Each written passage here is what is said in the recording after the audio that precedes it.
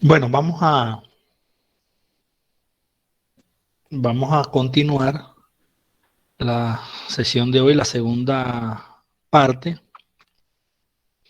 donde vamos a profundizar en el tema de la formación, de la competencia de formar.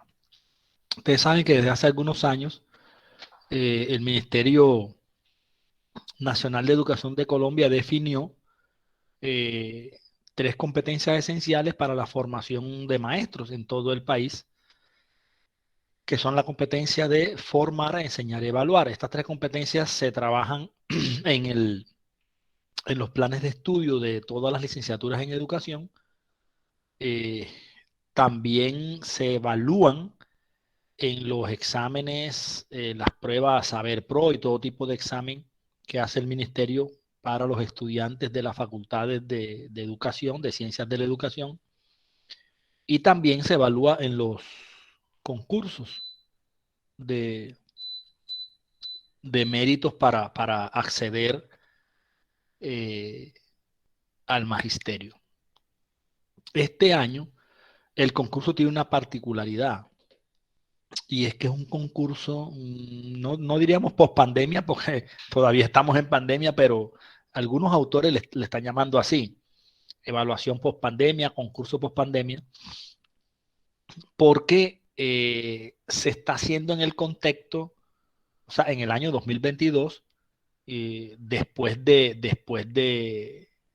todo el proceso de confinamiento que tuvimos. Ustedes saben que la práctica pedagógica del maestro durante los años 2020 y 2021 tuvo que ser desarrollada en un escenario educativo no presencial, y la educación emergente en medio de la pandemia y la crisis impuesta por el COVID-19, pues exigió la excelencia académica de los docentes en los distintos niveles y contextos educativos, para lo cual tuvimos que requerir una continuada formación, una continuada actualización de los conocimientos pedagógicos, curriculares, didácticos, en la orientación, organización, evaluación del proceso formativo en ese tiempo de crisis, y así poder ejercer esa educación emergente remota o post pandemia con una alta preparación profesional. Tuvimos todos que dedicarnos a estudiar, a investigar, a formarnos para ver cómo llevábamos a cabo ese proceso. Los docentes de los distintos niveles y contextos educativos, pues necesitamos comprender la necesidad, la importancia de una educación contextualizada, pertinente, en función de lograr en medio de la crisis, porque todavía estamos en crisis, con variantes, deltas y demás, el despliegue del modelo pedagógico de la institución educativa y las distintas estrategias curriculares que lo componen, a partir de la implementación de procedimientos didácticos emergentes que dinamicen el aprendizaje de los estudiantes. Entonces, este concurso, que algunos autores le llaman post pandemia, va a retomar aspectos del año 2020 y 2021. Sin lugar a duda, va a retomar elementos educativos, pedagógicos que se introdujeron en el medio de la pandemia, de la educación en pandemia.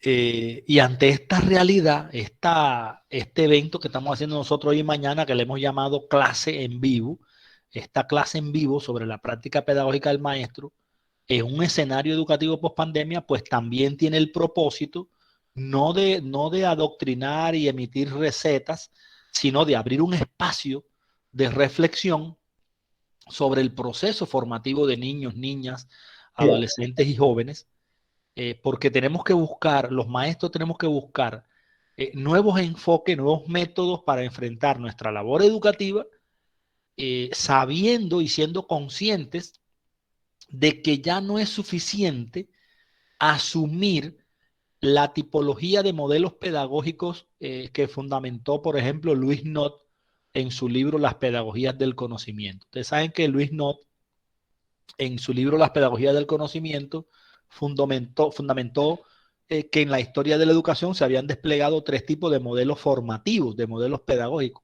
el modelo pedagógico heteroestructurante, el modelo pedagógico autoestructurante y el modelo pedagógico interestructurante.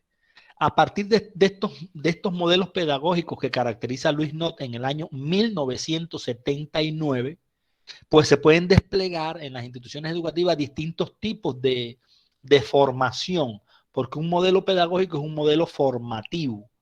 Entonces yo puedo formar desde una mirada heteroestructurante, puedo formar desde una mirada autoestructurante o puedo formar desde una mirada interestructurante.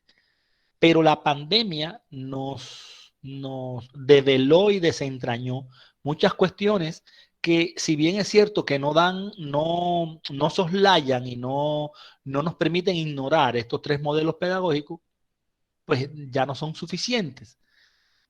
Hay que configurar nuevos modelos pedagógicos post pandemia, nuevos modelos de formación, pensar la formación desde una manera diferente. Tampoco es suficiente con generalizar el modelo de la tecnología educativa eh, por el hecho de que tenemos que desarrollar eh, la educación mediada por la tecnología. O sea, la tecnología llegó para quedarse, independientemente de que regresemos a la presencialidad. Las universidades y las instituciones educativas hicieran muy mal si regresaran a la presencialidad y se olvidaran de la tecnología. O sea, la tecnología tiene que seguir mediando el proceso, pero no debemos generalizar el modelo de la tecnología educativa para desarrollar una educación totalmente virtual o remota o a distancia. Y si lo hacemos, debemos entonces develar, desentrañar las tipologías de teorías del aprendizaje que subyacen en ese modelo de la tecnología educativa que ha sido muy cuestionado, muy criticado, porque se dice que no es humanista, que se deshumaniza el proceso formativo. Entonces, en la actualidad, se dice que la tecnología educativa puede tomar 5 dimensiones a partir de dejarse interpelar por las 5 grandes teorías del aprendizaje. Entonces pudiéramos hablar de la tecnología educativa conductista, de la tecnología educativa cognitivista, de la tecnología educativa humanista, de la tecnología educativa constructivista y de la tecnología educativa histórico-cultural. Entonces serían 5 maneras de formar, ¿ya? Formar con mediación tecnológica conductista, formar con mediación tecnológica cognitivista, formar con mediación tecnológica humanista, formar con mediación tecnológica constructivista, formar con mediación tecnológica histórico-cultural, según cada uno de estos autores. Entonces tendríamos que estudiar esas teorías del aprendizaje mediadas por la tecnología y ahí obtendríamos nuevos modelos pedagógicos para formar. Pero tampoco es suficiente con hacer un análisis profundo sobre las tendencias pedagógicas que han proliferado en la historia de la educación. Por ahí en uno de los artículos que le voy a enviar, y creo que en un epígrafe del libro, también se habla de estas tendencias, que son 5. La pedagogía como reflexión sobre la formación, eh, que diversos autores analizan la pedagogía como reflexión sobre la formación del ser humano, la pedagogía como ciencia de la educación, que es la tendencia que se analiza o que se desarrolló en Cuba y en Alemania, la pedagogía como una de las ciencias de la educación, que es la tendencia que se llevó a cabo en Francia y que Colombia adoptó, la pedagogía como el arte de enseñar, que es como se ve en Estados Unidos, que se reduce la pedagogía a la didáctica, se ve la pedagogía como el arte de enseñar. De hecho, en Estados Unidos no se habla casi de didáctica, se habla de pedagogía. Cuando se habla de pedagogía se está hablando de enseñanza, el arte de enseñar. Y la pedagogía como saber pedagógico, que es una tendencia propiamente colombiana, autóctona, que se desarrolló por Olga Lucía Zuluaga en el grupo de historia y de práctica pedagógica, historia de la educación y práctica pedagógica de la Universidad de Antioquia en la década de los 80.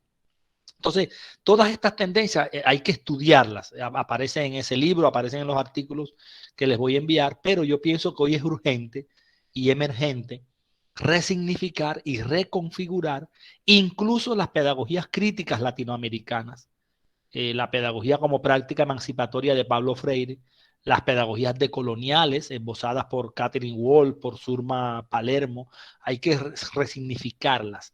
Pero resignificarlas no significa porque nosotros los latinos nos vamos al extremo, ¿verdad?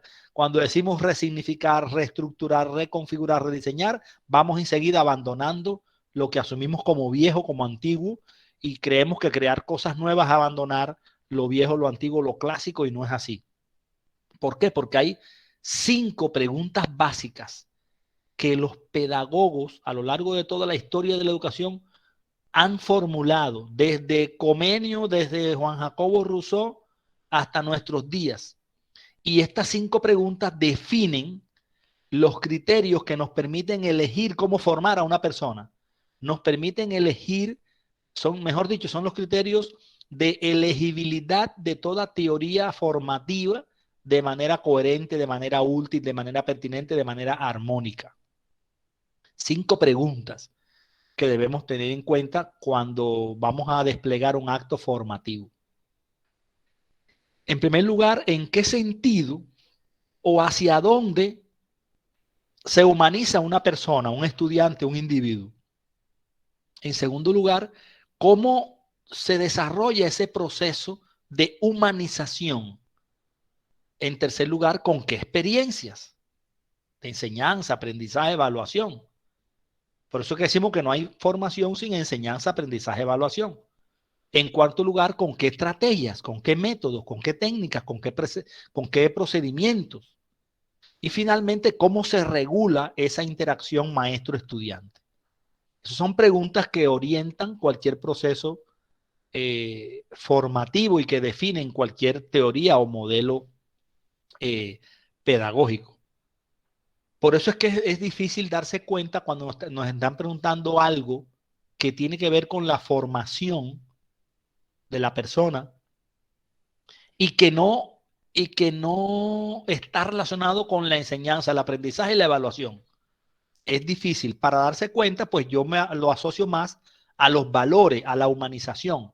Cuando hablamos de formar, lo estamos relacionando con lo humano, con la humanización, con el componente axiológico, los valores, lo afectivo emocional, pero no solamente desde el aula de clases, porque hay muchas actividades curriculares macro, meso y micro que se hacen en la escuela, en una organización educativa, que no necesariamente tienen que ver con la clase, con el proceso de enseñanza, aprendizaje, evaluación, no necesariamente tienen que ver con el microcurrículo, rebasan los límites del aula, del salón de clase, pero son formativas. Son actividades formativas que tienen que ver con la formación, pero en el aula de clase también se forma y desde la familia también se forma. Entonces el hilo es muy delgado, pero yo lo puedo identificar, aunque no es lo más importante, cuando me estén hablando de valores, de lo axiológico, de lo humano, de la humanización, de las actitudes, de los afectos, de las emociones, de los sentimientos. Estamos hablando de la formación.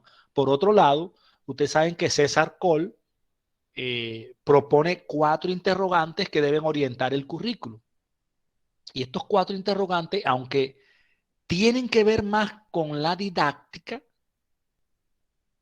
contribuyen a pensar la formación, como son los interrogantes que formuló César Cole, si mal no recuerdo, qué enseñar, cuándo enseñar, qué, cómo y cuándo evaluar, para estructurar un currículo, para estructurar un modelo pedagógico que yo diría que es más para estructurar un modelo didáctico. Pero como no hay formación sin enseñanza, aprendizaje y evaluación, entonces toca la formación, pero desde el aula de clase. Ese primer interrogante, ¿qué enseñar? Se refiere a los objetivos, a los logros que se pretenden alcanzar, se refieren al contenido escolar, al contenido programático, al contenido curricular, y los demás están relacionados con las estrategias pedagógicas y con las estrategias evaluativas. Y este autor, César Cole, argumenta que un currículo adecuadamente diseñado debe proporcionar información sobre la respuesta dada a estos interrogantes. Entonces yo diría que un currículo que responde a estos interrogantes es un currículo formativo, que está orientado a la formación del estudiante. Estas mismas preguntas son útiles para delimitar un modelo educativo de la escuela, un modelo pedagógico, y el nivel de generalidad de las respuestas a estas preguntas nos puede ubicar, si estamos hablando de una teoría educativa, que es lo más general, de un modelo pedagógico o de un currículo escolar. Los tres tienen que ver con la formación. Las teorías educativas nos hablan de la formación. El modelo pedagógico nos habla de la formación. El currículo escolar también. Lo que cambia es el nivel de alcance, de concreción. Por otro lado, nosotros decíamos ahorita que la pedagogía se concreta en la didáctica a través del currículo, que debemos pedagogizar la didáctica, que la enseñanza, el aprendizaje y la evaluación deben estar orientadas a la formación, que la formación hay que organizarla a través del currículo y que la formación depende de la enseñanza, el aprendizaje y la evaluación. Por lo tanto, la didáctica también intenta responder preguntas. La didáctica a lo largo de su historia se ha hecho 10 preguntas esenciales que denotan acciones que deben desarrollar los profesores y acciones que deben desarrollar los estudiantes. Acciones que tienen que ver con la enseñanza y acciones que tienen que ver con el aprendizaje. La enseñanza no existe sin el aprendizaje y el aprendizaje no existe sin la enseñanza. Recuerden que les dije que las dos palabras se utilizan en castellano, pero en ruso no. No hay dos palabras, una palabra que significa enseñar y otra que significa aprender. No. Ellos dicen obuchenie y eso es enseñar a aprender. Nosotros no lo concebimos así. Por eso la didáctica tiene 10 preguntas, si no nada más tuviera 5. La didáctica se pregunta, ¿quién enseña? ¿A quién enseña? ¿Para qué enseña? ¿Qué enseña? ¿Cómo enseña? Esas 5 preguntas. Pero agrega otras 5. ¿Quién aprende? ¿Con quién aprende? ¿Para qué aprende? ¿Qué aprende? ¿Cómo aprende? En ruso diríamos, ¿quién enseña aprende? ¿A quién enseña aprende? ¿Para qué enseña aprende? ¿Qué enseña aprende? ¿Cómo enseña aprende? No solo en ruso, sino en el castellano desde la mirada de Pablo Freire, por ejemplo, que dice que nadie educa a nadie, nadie se educa solo, los seres humanos nos educamos entre sí mediados por el mundo. O sea, el profesor es un formador que no forma. Nosotros no le damos forma al estudiante. Nosotros contribuimos a que el estudiante se autoforme, pero el estudiante no se forma solo. Y el profesor, al formar al estudiante, se forma a sí mismo. Y el estudiante, al autoformarse y al dejarse formar por el profesor, contribuye a la formación del profesor. Entonces, ¿quién enseña aprende? ¿A quién enseña aprende? ¿Para qué enseña aprende? ¿Qué enseña aprende? ¿Cómo enseña aprende? Entonces, ¿quién forma? ¿A quién forma? ¿Para qué forma? ¿Qué forma y cómo forma? Ambos, todos los actores educativos nos formamos en un proceso, no solamente el profesor formando al estudiante. Y de la respuesta a estos interrogantes se derivan también los criterios que nos permiten elegir pedagógicamente, eh, son los criterios de elegibilidad pedagógica que permiten distinguir una teoría pedagógica o un modelo pedagógico de otra cosa que no lo sea. Si nos están hablando en una prueba de modelo pedagógico, de teoría pedagógica, de teoría educativa, se refiere a la formación. Si nos están hablando de algo didáctico, se refiere a la enseñanza, al aprendizaje y a la evaluación.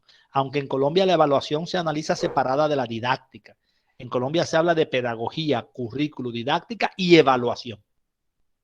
¿Por qué? Porque yo puedo evaluar lo pedagógico, puedo evaluar lo curricular, puedo evaluar lo didáctico, o sea, puedo evaluar la formación del ser humano, que es lo pedagógico, puedo evaluar la organización del proceso educativo, que es lo curricular, puedo evaluar la enseñanza, puedo evaluar el aprendizaje, que es lo didáctico. A mí no me gusta así, a mí me gusta analizar la enseñanza, el aprendizaje y la evaluación como una configuración triádica dentro de la didáctica. Y otra evaluación aparte, que es la que yo le mostré ahorita, en las etapas del currículo, diseño, desarrollo y evaluación, que es la evaluación del macrocurrículo, la evaluación del mesocurrículo y la evaluación del microcurrículo. Y puedo evaluar también la formación. ¿Por qué? Porque eso me permite evaluar la evaluación, o sea, hacer un análisis sobre la evaluación de la evaluación también. Entonces, cuando yo respondo esos interrogantes, eso me permite definir las metas básicas de formación en correspondencia con el tipo de ser humano que se pretende formar. Me permite caracterizar el proceso de formación, las vías, el camino a seguir, su dinámica, su secuencia. Me permite describir las experiencias educativas esenciales para estimular y potenciar el desarrollo humano. Me permite identificar las regulaciones que permiten cualificar las interacciones entre el profesor y los estudiantes. Me permite determinar los métodos, técnicas, procedimientos que deben diseñarse y utilizarse en la práctica educativa. ¿Por qué empiezo por aquí cuando vamos a hablar de formación? Porque no hay una sola manera de formar a una persona. O sea, depende de la teoría educativa, del modelo pedagógico que ha asumido la escuela. Según el modelo pedagógico que asuma la escuela, esa es la característica, el atributo y la cualidad esencial para formar al ser humano. Ahora, ¿qué es formar al ser humano? Estimular, potenciar, contribuir a transformar sus atributos y sus cualidades cognitivos, intelectuales, afectivos, emocionales, axiológicos, expresivos y praxiológicos. Potencializar el saber hacer y el ser de la persona. Potencializar el aprendizaje de conceptos, de conocimientos, de nociones, de información, de teoría, de habilidades, de destrezas, de acciones, de operaciones, de afectos, emociones, actitudes, valores, esa integralidad en la formación. Mañana vamos a profundizar sobre eso. Cuando hablemos de la evaluación del aprendizaje, ¿qué se evalúa? Cuando hablemos de la enseñanza, ¿qué se enseña? Entonces, la aplicación de los componentes pedagógicos en una clase nos delata. No todos los profesores forman de la misma manera. Yo observo un profesor dando clases y me puedo dar cuenta qué modelo pedagógico, qué teoría educativa subyace, qué concepción sobre la formación subyace. Yo puedo identificar el modelo educativo que predomina en nuestra praxis pedagógica solamente con analizar los términos que utilizamos, el discurso pedagógico, para formular las intenciones educativas, las características de los contenidos que utilizamos en las distintas asignaturas, la forma de organizar la enseñanza y el salón de clase, los textos que utilizamos en las clases, si leo el cuaderno de nota de los estudiantes, las anotaciones que hacemos en el tablero. O sea, el modelo educativo que subyace la clase se revela no solo en la estrategia pedagógica, en el método utilizado, sino también en las intenciones formativas, en los contenidos, en los recursos didácticos utilizados, incluso en la evaluación. Todos esos componentes curriculares son la huella que permite develar, desentrañar nuestra concepción formativa sobre cómo pensamos la formación. Entonces, no hay una sola respuesta eh, sobre cómo formar a una persona. Depende del modelo educativo pedagógico que se utilice, porque cada teoría pedagógica, cada modelo educativo define de manera diferente su propia concepción sobre cómo formar y su propia concepción sobre cómo estructurar esa formación. O sea, el currículo depende de la pedagogía, del modelo pedagógico. Y se define también su propia concepción didáctica, o sea, cómo enseñar, cómo aprender y cómo evaluar. Ahora, lo que sí es importante y es digamos, invariante, es que el modelo educativo y el modelo pedagógico de una escuela, de una organización educativa, de una institución educativa, debería desplegar los componentes del proceso pedagógico. Y al desplegar los componentes, que esos sí son invariantes en cualquier país, en cualquier teoría, los componentes son los mismos de cualquier proceso pedagógico, lo que cambia es la concepción, la orientación. ¿Ya? Es como las casas, el ejemplo que yo le colocaba de la casa. Una casa, todas las casas no son iguales, son diferentes, pero usted cuando observa un objeto sabe que es una casa y no es un carro. Usted dice, eso es una casa, no es un carro. Eso es una casa, no es una mesa. Eso es una casa, no es un almacén. Eso es una casa, no es un gym. Eso es una casa, no es un parazapato. Usted lo observa porque tiene unos componentes. Ahora hay distintos tipos de casas, ¿verdad? Apartamento, casa, palacio, con distintos colores, con distintos tamaños, de un piso, de dos, de tres, con distintas formas. Lo mismo sucede. Hay distintos modelos educativos, distintos modelos pedagógicos. Cada uno plantea una forma diferente de cómo, una manera diferente de cómo formar a la persona, pero los componentes del proceso pedagógico son los mismos. Y cuando el modelo educativo o pedagógico de una escuela despliega los componentes del proceso pedagógico, responde unas preguntas importantes que están orientadas a operacionalizar en la práctica pedagógica los principios epistémicos de la formación de una persona a través de la enseñanza, el aprendizaje y la evaluación. Y permiten también operacionalizar en la práctica pedagógica el rol del profesor y el rol del estudiante. Aquí se introducen dos categorías nuevas, el rol del profesor y el rol del estudiante. O sea que el profesor y el estudiante desempeñan un rol que es enseñar, aprender y evaluar en un proceso pedagógico, en una práctica pedagógica que tiene unos componentes y que permiten develar la manera en la que se forma. Entonces, estas seis preguntas que les digo a continuación, son invariantes de cualquier modelo pedagógico, de cualquier proceso pedagógico. ¿Por qué enseñar y por qué aprender? O sea, ¿cuáles son los problemas que el estudiante debe resolver? ¿Para qué enseñar y para qué aprender? O sea, ¿cuáles son las intenciones formativas? ¿Qué enseñar y qué aprender? ¿Cuáles son los contenidos curriculares? ¿Cómo enseñar y cómo aprender? ¿Cuáles son los métodos o estrategias metodológicas? ¿Con qué enseñar y con qué aprender? ¿Cuáles son los recursos didácticos? ¿Qué y cómo aprendieron los estudiantes? O sea, ¿cómo se va a llevar a cabo la evaluación? Esas 5 preguntas son esenciales para comprender un proceso formativo. O sea, un proceso formativo debe organizarse respondiendo a esas preguntas. ¿Por qué enseñar y por qué aprender? Ahí se definen los problemas que el estudiante va a resolver. ¿Para qué enseñar y para qué aprender? Ahí se definen las intenciones formativas, los propósitos formativos, que después determinan los resultados de aprendizaje de los cuales tanto habla el ministerio en la actualidad. ¿Qué enseñar y qué aprender? ¿Cuáles son los contenidos curriculares? O sea, los contenidos de las asignaturas. ¿Cómo enseñar y cómo aprender? ¿Cuáles son los métodos, las estrategias pedagógicas, metodológicas? ¿Con qué enseñar y con qué aprender? ¿Cuáles son los recursos didácticos? ¿Qué y cómo aprendieron los estudiantes? ¿Cómo vamos a evaluar? Entonces, todo proceso formativo responde a esas 5 preguntas. En este encuentro, en estos 2 encuentros, nosotros estamos reflexionando sobre la necesidad de que orientemos de manera adecuada los procesos formativos. Por supuesto, con el fin de mejorar los aprendizajes de los estudiantes. No nos preparamos solamente para una prueba, sino para ser mejores educadores, mejores maestros.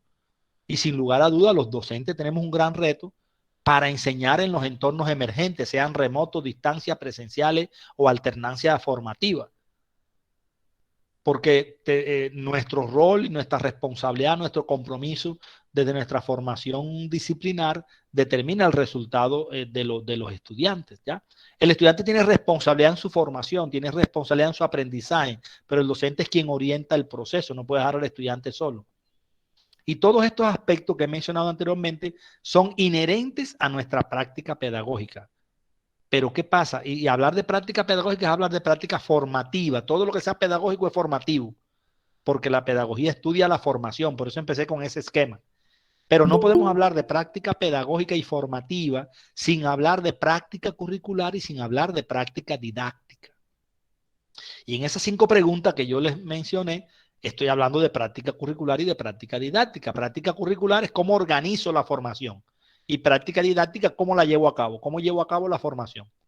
Entonces, la práctica pedagógica se preocupa por la formación de los estudiantes, pero la práctica pedagógica y formativa incluye y contiene a la práctica curricular y a la práctica didáctica. No puedo hablar de práctica pedagógica sin hablar de práctica curricular y de práctica didáctica. No puedo hablar de práctica formativa sin hablar de cómo organizar esa formación, porque el proceso no puede ser anárquico, improvisado. Tiene que ser planeado, pensado. Y no puedo hablar de práctica formativa sin hablar de la enseñanza, el aprendizaje y la evaluación. La práctica pedagógica se refiere a la práctica formativa, pero la práctica curricular se refiere a la organización de esa formación. Y la práctica didáctica está relacionada con el enseñar, el aprender y el evaluar. Entonces, eh, es importante que, por eso le decía ahorita en las respuestas, que es importante que integremos esos conocimientos y por eso yo veo este evento como una sola clase. Es una sola clase sobre la educación del ser humano que la subdividimos en las competencias de formar, enseñar y evaluar en 2 días, porque en un solo día sería muy agotador, ¿ya? Pero está integrado esos procesos. Cuando hablamos de formación y de pedagogía, no podemos hacerlo sin tener en cuenta la psicología, porque la psicología es la que sienta las bases para el desarrollo humano, para el aprendizaje humano. Y el desarrollo y el aprendizaje son la base de la formación. Entonces la pedagogía y la formación se nutren de la psicología. En la psicología hay dos grandes psicólogos que aportaron mucho a la educación. Jean Piaget, psicólogo suizo, y Lex Semyon y Vygotsky, psicólogo ruso. En varios escritos piagetianos, Piaget planteaba que no hay conocimiento sin amor. No hay conocimiento sin amor. No puedo educar sin amor, no puedo formar sin amor. Y Lex Vygotsky refería en varias de sus obras que no hay cognición sin afectividad. No hay cognición sin afectividad. O sea, Vygotsky decía que el desarrollo de la inteligencia, el desarrollo del pensamiento, exige de manera inexorable la orientación de las emociones y los sentimientos. Y tiene un libro escrito en 1930 que se llama Teoría de las Emociones, cuando aquello nos hablaba de inteligencia emocional, y ya Vygotsky está hablando de la importancia de las emociones en el aprendizaje humano. Por otro lado, Humberto Maturana también nos dice que el amor es la emoción a partir de la cual se funda lo humano mediante el diálogo. Entonces yo digo que tantos pensadores, y hay otros también, no pueden estar equivocados, no pueden estar equivocados. Entonces la educación y la formación tiene que ver con los afectos. La educación y la formación tiene que ver con las emociones, la educación y la formación tiene que ver con el amor, la educación y la formación tiene que ver con los valores, con las actitudes, con el componente afectivo, emocional, axiológico del ser humano, no solo con la cognición, no solo con el intelecto. Formar no significa transmitir conocimiento, formar no significa enseñar, formar no significa instruir. Yo puedo formar a través de la enseñanza. Yo puedo lograr que el estudiante se forme y fortalezca valores, actitudes, emociones y sentimientos a través de los conocimientos, estoy de acuerdo, pero el fin no son los conocimientos. Un formador no dicta clase, un formador no imparte asignatura, un formador no transmite conocimiento, se queda corto si transmite conocimiento. Un formador transmite conocimiento como medio para que el estudiante fortalezca los valores y las actitudes, sus competencias ciudadanas, sus competencias afectivas, emocionales y axiológicas. Entonces, la reflexión sobre las competencias que definen nuestra práctica pedagógica debe partir de ahí. Entonces yo pudiera hablar de las competencias de amar y conversar, por ejemplo, como una competencia. Pero pudiera hablar de la competencia de formar y organizar la formación, como ya le he mencionado. O pudiera hablar de la competencia de enseñar y contemplar el aprendizaje, que lo vamos a ver mañana. Y pudiera hablar de la competencia de evaluar, que también lo vamos a ver mañana. En última instancia, lo que tenemos que tener presente es que la educación es un acto estrictamente humano. Si usted dice la educación es un acto estrictamente humano, ninguna otra especie, ningún otro ser vivo se educa, solamente los seres humanos. Entonces, si la educación es un acto estrictamente humano, educar es humanizar o debería ser humanizar. Por lo tanto, la formación debe ser afectiva, emocional, no solo cognitiva, no solo intelectual, no solo racional.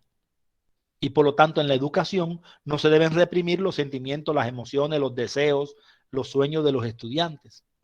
La formación no debe ser racional, debe ser emocional, afectiva, axiológica. Ya, no pretender creer que educar y formar es impartir un conocimiento.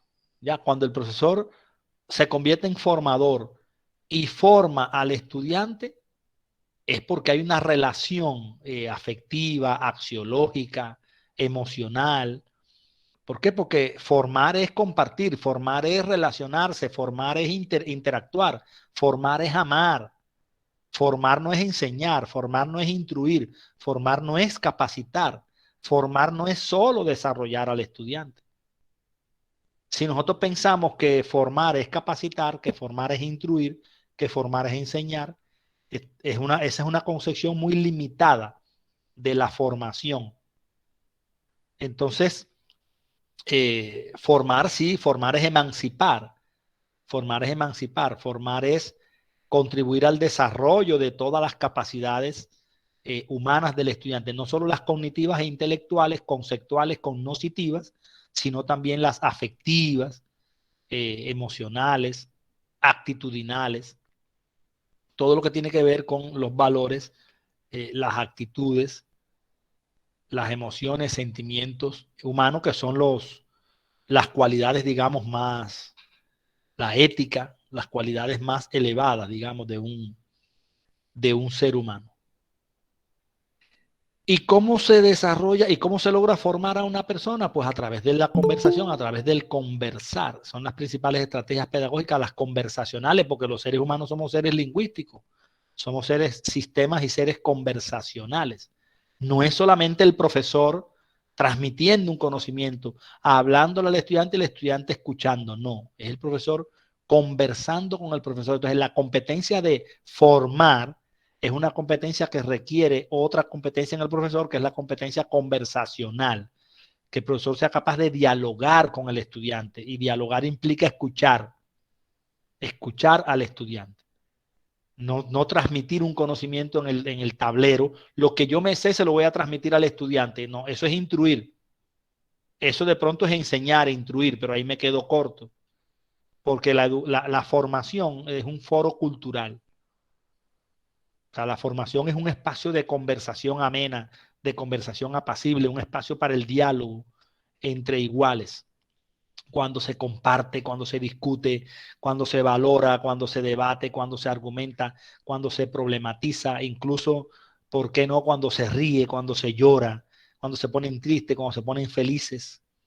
Entonces, en una formación emergente, post pandemia, se deben reconfigurar los contenidos curriculares, los códigos, para que los saberes disciplinares no sean solo conceptuales, sino que los saberes de las disciplinas, de las asignaturas, incluyan también habilidades, valores, actitudes, afectos, emociones y sobre todo sentimientos humanos. La formación tiene que ver con los sentimientos humanos. Y para eso la educación tiene que ser alegre, tiene que ser dinámica, tiene que ser humanista, apacible, amena, atractiva, para realmente hablar de formación.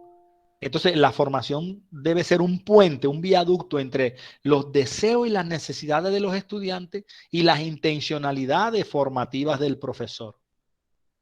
La formación debe lograr que emerja en los estudiantes el deseo de aprender, que coincidan los intereses de ambos sujetos del proceso formativo, los intereses del profesor y los intereses del estudiante, porque no siempre la intencionalidad de los estudiantes coincide con la intencionalidad del profesor y con la intencionalidad de la escuela. Nosotros establecemos, los resultados de aprendizaje deben ser estos, los propósitos formativos deben ser estos, y muy pocas veces tenemos en cuenta los intereses y necesidades de los estudiantes. Y entonces, si lo hacemos nosotros sin tener en cuenta a los estudiantes, no estamos formando, no estamos contribuyendo a la formación, porque no estamos teniendo en cuenta la voluntad de los estudiantes, sus sueños, sus anhelos, sus miedos, sus necesidades, intereses, expectativas. Entonces, desde esta mirada, la formación tiene que ser humanista, el currículo tiene que ser eh, humanista, y una formación excelente debería estar encaminada a colaborarle a los estudiantes, a contribuir a que el estudiante tome decisiones relacionadas con su proyecto de vida. La formación está relacionada con el proyecto de vida de los estudiantes, para que los estudiantes tengan capacidad de elegir lo que desean llegar a ser y lo que son. Y esa formación emergente debe reconocer que todos los estudiantes son diferentes, que no hay una sola manera de educar incluso ni a todos los estudiantes, que no existen dos estudiantes que sienten, que piensen, que actúen de la misma manera, y que por tanto no existen dos estudiantes que aprendan de la misma manera. Este tipo de concepción educativa ayuda a que los estudiantes no intenten imitar a los demás, que sean menos como los otros y más como ellos mismos, que configuren su identidad, su autonomía, que tiene que ver con la formación. Entonces, en la educación emergente, el estudiante no puede ser formado a partir de un estándar o molde previamente determinado, sino que el estudiante se autoconfigura, se autoforma, porque aprende a indagar su propia personalidad, a comprenderse a sí mismo y a asignarle sentido a su vida, a asignarle significado a sus experiencias.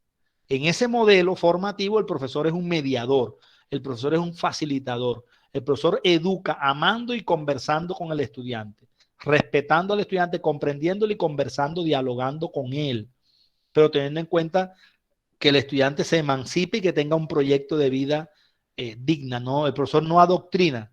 Hay una dicotomía, una contradicción entre formar y emancipar. Formar tal como lo vemos tradicionalmente y emancipar y adoctrinar. Porque formar no puede ser adoctrinar, formar no puede ser colonizar. La formación debe contribuir a la emancipación del estudiante, a que él sea una persona crítica, reflexiva, creativa, autónoma, que piense por sí mismo. Y eso no se logra cuando el profesor dicta clase, eso no se logra cuando el profesor imparte asignatura, sino que se logra cuando la clase es más abierta, más amena, más conversacional, más dialogada, cuando el profesor comprende a los estudiantes, sus necesidades, vicisitudes, cuando tiene en cuenta sus anhelos, sus expectativas, sus miedos y su forma de vida. Entonces, en ese sentido, la capacidad de formar, colegas, la capacidad de formar a un estudiante implica que el maestro debe amar a sus estudiantes, debe respetar a sus estudiantes, debe comprender a sus estudiantes, debe darle seguridad para que los estudiantes puedan expresar con tranquilidad lo que sienten, lo que piensan. O sea, un maestro formador, un maestro emergente, se preocupa por sus estudiantes, se preocupa por su actividad mental, intelectual y cognitiva. No me malinterpreten que pensemos que no. Sí se preocupa por eso. Estimula su pensamiento, estimula su inteligencia, logra que el estudiante aprenda conocimientos y aprenda conceptos y nociones, pero no se queda ahí. Se concentra más en los estudiantes que en la asignatura que desarrolla. O sea, el verdadero maestro devela, desentraña las potencialidades de los estudiantes, se concentra más en sus virtudes y en sus cualidades positivas que en sus defectos, que en sus fallas, pero no potencia solamente el intelecto, la cognición, los conceptos, las nociones, lo cognoscitivo, sino también, como decía, lo axiológico, lo afectivo emocional.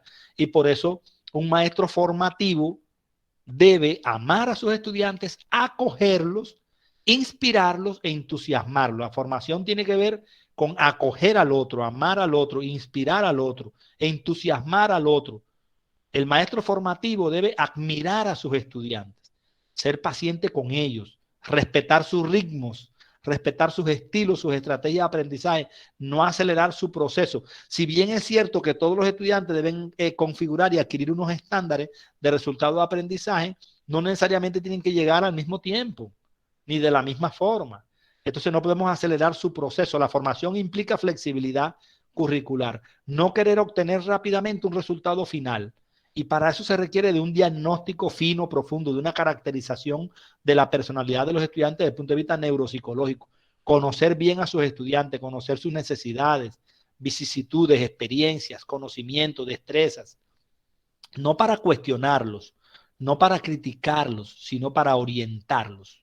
Yo siempre he dicho que los maestros son personas encantadoras y precisamente en contextos adversos como este, porque la pandemia sigue y ahora más, y ahora peor que en el 2020 y 2021, porque sigue la pandemia, el virus no se ha ido, el virus está ahí, hay más virus, más de 10, y vamos a estar en la presencialidad. Ahí es donde el maestro debe mostrar su inteligencia, sus competencias pedagógicas, su alta capacidad de resiliencia, su compromiso con la educación, con la formación, su responsabilidad con el cambio, con el mejoramiento futuro, porque un maestro formativo, un maestro comprometido, un maestro motivado, sensible, consciente de su encargo social, será capaz de sobreponerse a cualquier pandemia y a cualquier virus.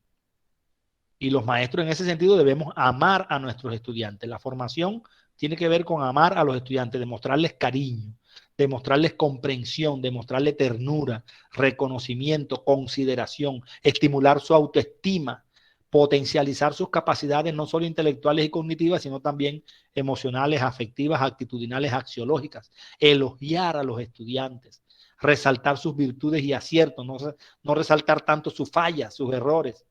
O sea, en definitiva, educar compañeros y compañeras es una actividad que requiere de una alta vocación. Educar es una de las profesiones más nobles y humanas que existen en la historia de la humanidad, pero es un acto de amor. No cualquiera puede ser educador. No podemos ahora ir al concurso porque necesito un empleo, ganarme el concurso para tener un salario. No, se requiere tener una alta vocación porque educar es un acto de amor, un acto de aceptación del otro sin condiciones, sin expectativas, sin a priori, sin supuestos. Es un acto de reconocimiento del valor del otro, reconocimiento del valor del estudiante. Todo lo que haga el profesor formativo y todo acto formativo implica una subordinación al otro, al estudiante.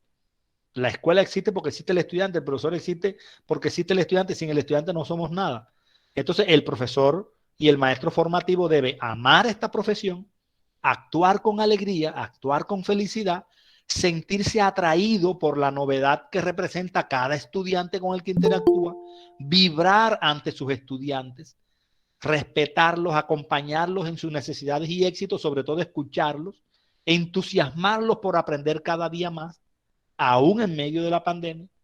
Y se requiere entonces, en ese sentido, que nuestro discurso pedagógico y nuestra práctica pedagógica sean motivantes, sean útiles, sean pertinentes, que posibilite a los estudiantes la configuración de su propio aprendizaje. No que el profesor, que el estudiante aprende porque el profesor enseña, no, enseñar es dejar aprender, enseñar es dejar pensar, enseñar es dejar hacer, dejar aprender. Entonces, esta reflexión que estamos haciendo sobre la formación es una reflexión eminentemente pedagógica, es una reflexión sobre la formación del ser humano, pero siempre que hagamos reflexiones pedagógicas, siempre que hagamos reflexiones formativas, debemos hacer también reflexiones curriculares, porque nosotros sabemos que la pedagogía se operacionaliza en el currículo, y eso lo hemos dicho. Es decir, que el currículo permite organizar la formación, operacionalizar la pedagogía. Entonces, de la competencia formar que tiene declarada el ministerio, se deriva otra competencia que yo denomino organizar la formación, que pudiera estar ubicada dentro de la misma competencia formar, sino que yo la divido en dos porque ubico la competencia formar en la pedagogía y ubico la competencia organizar la formación en el currículo. Pero de pronto el ministerio dijo, bueno, el currículo no depende de la pedagogía, no hay pedagogía sin currículo, no hay currículo sin pedagogía, y no habló de la competencia organizar la formación.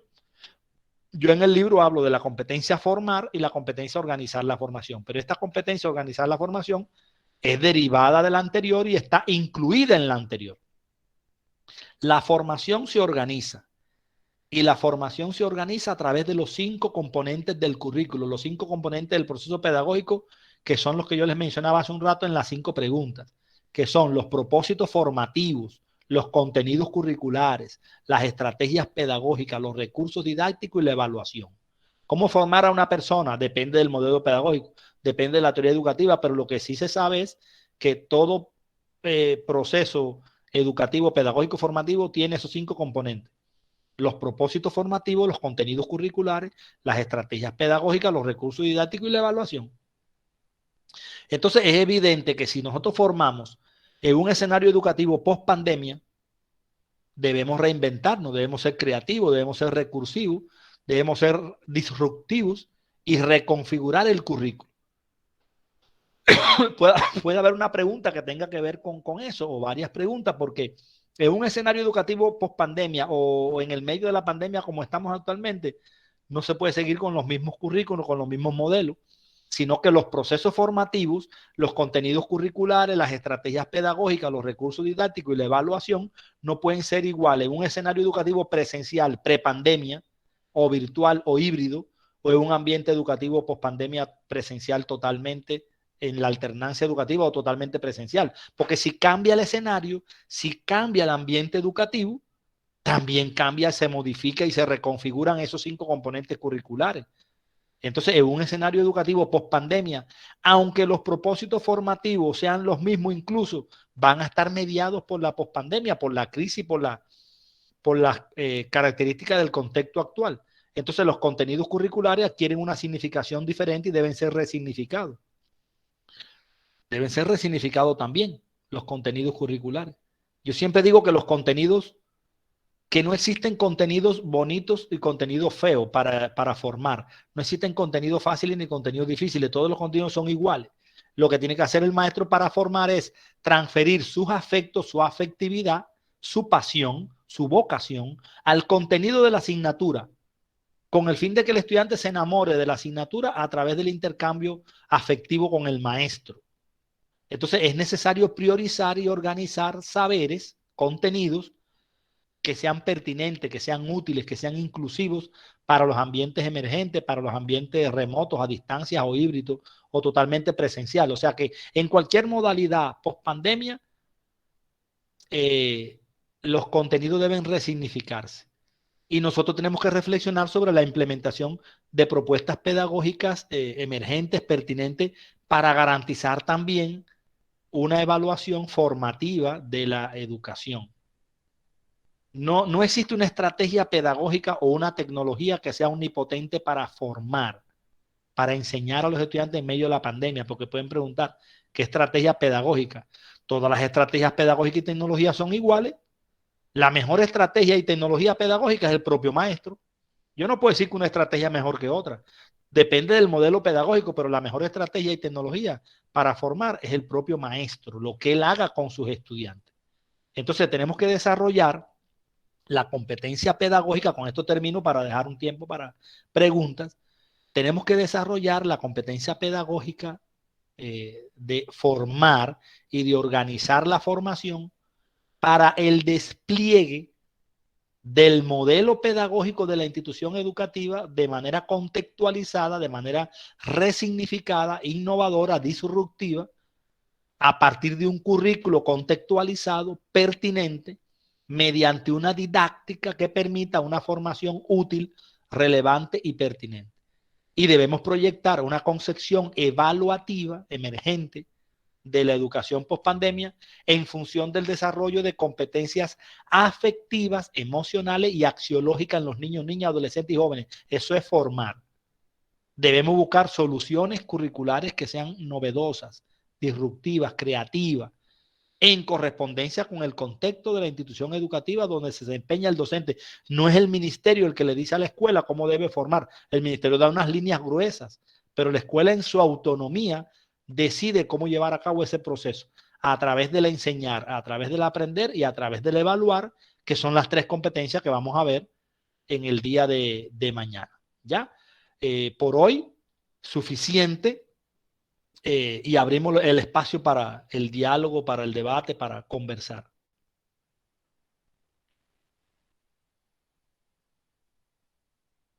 Muchas gracias, doctor Alexander. Pues como bien lo dijo, tenemos unos 15 minutos para intercambiar o para preguntar algunos aspectos en el componente en